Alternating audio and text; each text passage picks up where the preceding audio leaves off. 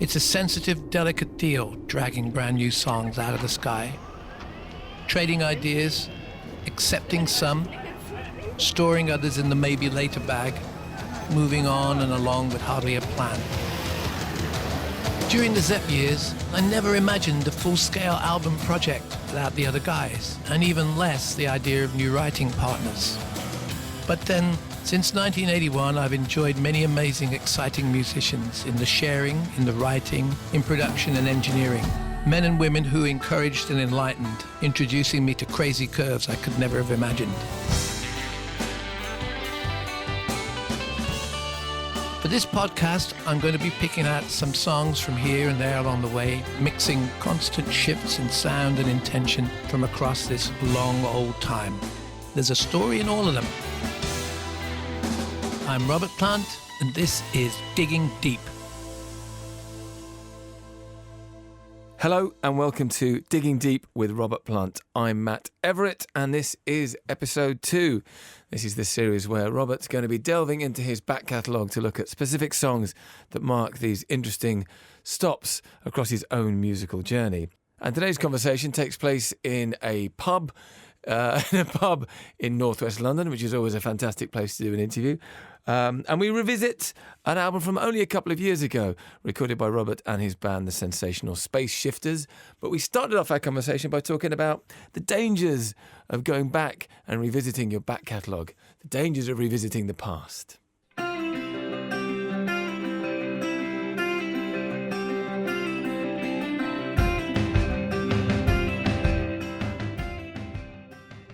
Turning up, making records is a very personal and probably emotionally driven experience, and doing shows it's almost like a kind of a gladiatorial thing to do the number of shows that we have been doing. But then opening up some of the songs and looking back at them, the idea of this is it's kind of interesting, because I actually haven't been particularly concentrating on a lot of the material from way back, and now I start to listen to it and I marvel at some of it, how nuts some of it is. And so this is a different way of looking at things. Why are we doing this conversation here? Well, this old upstairs of this pub here has got a great history, for me. I can wobble away from here and I'm safe. Not too long ago, this was a real good centre for a lot of music. All sorts of different music. A friend of mine plays a lot at the Globe Theatre, and he's a master of medieval instruments. Sits outside chain smoking and talking out of his head.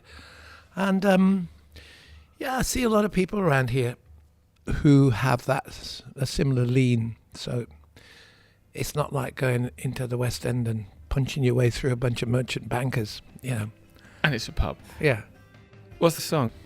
Bones of Saints, taken from the 2017 album Carry Fire with the sensational Space Shifters.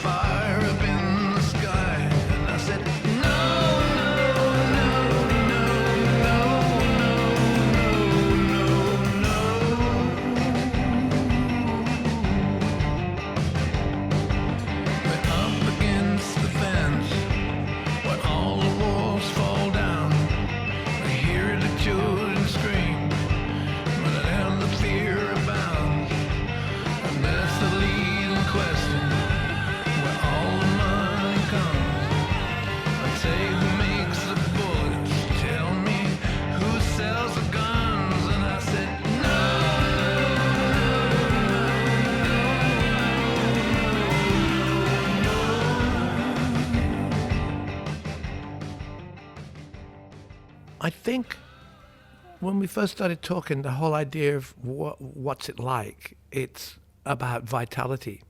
I mean, I can't hold back the hands of time or anything like that. but I can only be in environments where people really, really mean it musically, really mean it.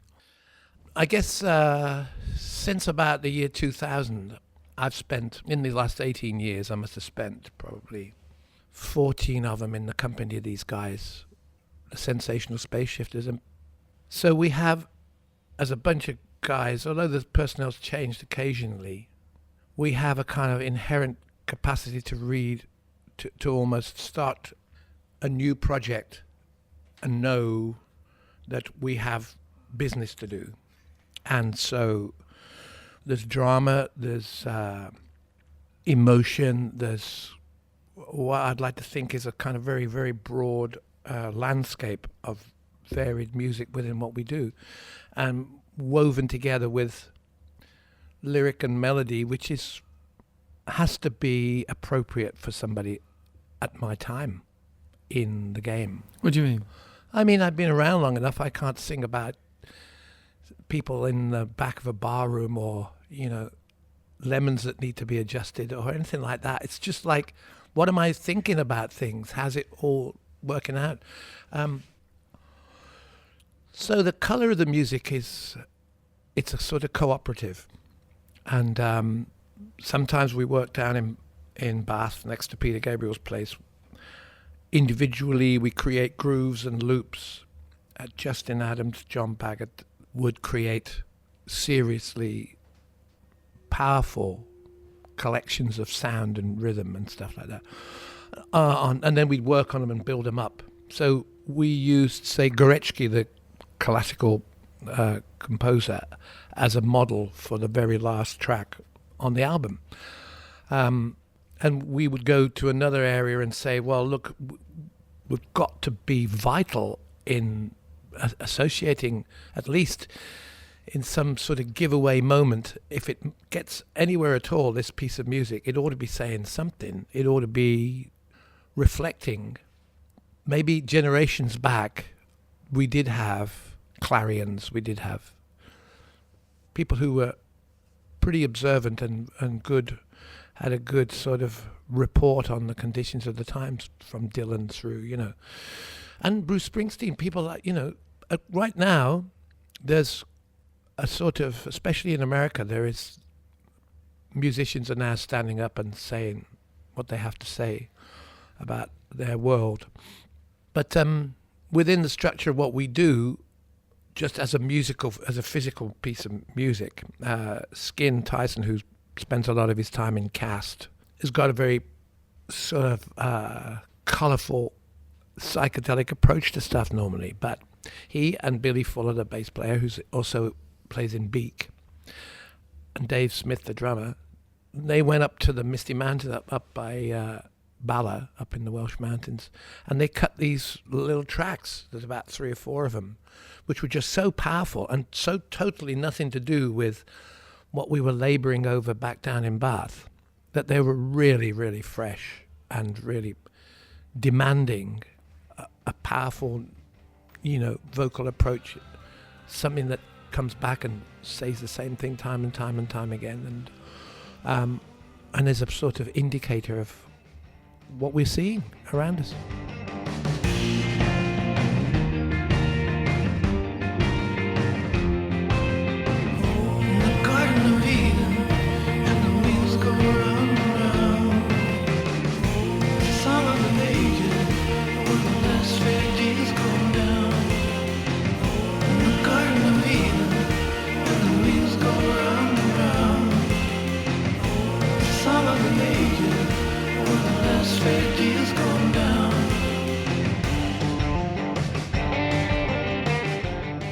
A political song.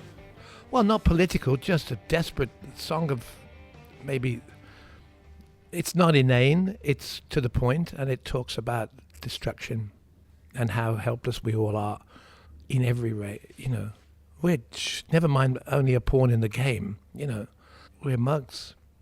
And we put these people in a position to allow us to be, just bystanders.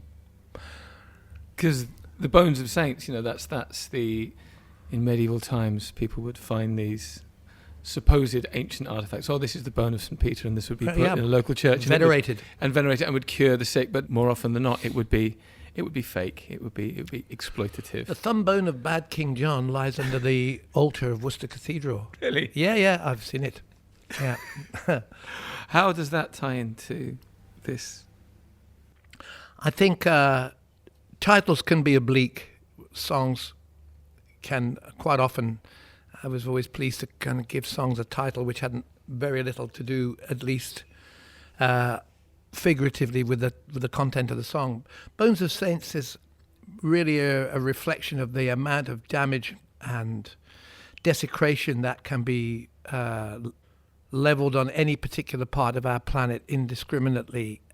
So what is hallowed ground for one era or period or group of people can be almost the reason why it must be destroyed by another group. And I think at that time in Mesopotamia, there was huge, beautiful artifacts that were being wrecked because nothing should be beautiful. There should just be one light. That was the principle, I guess, behind it. And so the world loses more and more of its joy of treasure as another one of these remarkable moments, comes into focus.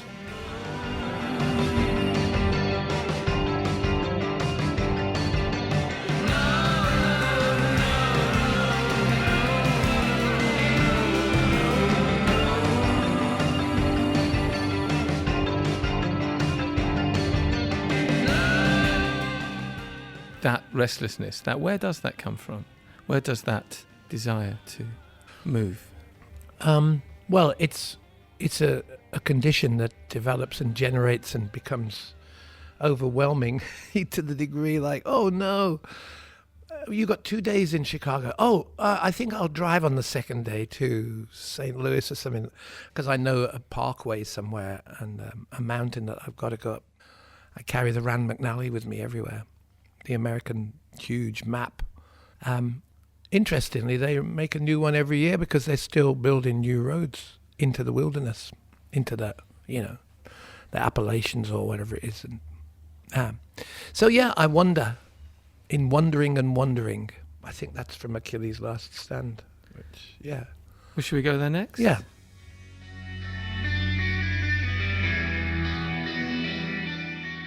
That was Digging Deep with Robert Plant, episode 2. Thank you very much for listening. We hope you enjoyed the second step of our musical journey. If you hit subscribe, you can go back and listen again to episode 1, and you can also get the next episode, which, as you heard in that outro, may well be a famous song you're familiar with, but maybe you don't know the story behind the track. Until then, I've been Matt Everett. Thank you very much for listening. This has been a Cup and Nuzzle production.